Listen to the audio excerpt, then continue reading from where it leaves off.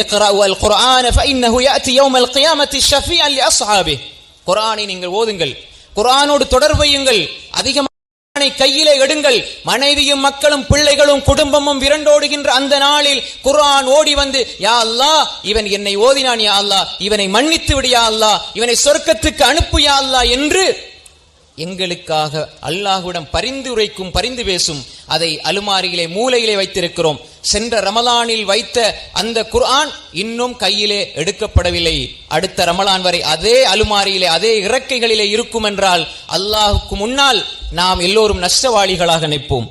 குர்ஆனை ஓதுகின்ற வீடுகள், குர்ஆனோடு இருக்கின்ற பிள்ளைகள், நாளை மறுமையிலே அந்த குர்ஆன் வந்து சொல்லும், யா அல்லாஹ் ஷஃபீஅன் லிஅஸ்ஹாபிஹி, யா அல்லாஹ் இவன் கண்ணியத்தை கூடிய அல்லாஹ், அந்தஸ்து கூடிய அல்லாஹ், சொர்க்கத்தை கூடிய அல்லாஹ். சூரா பக்ரா ஆல் இம்ரான் வந்து எங்களுக்காக அல்லாஹ்விடத்திலே வாதாடும்.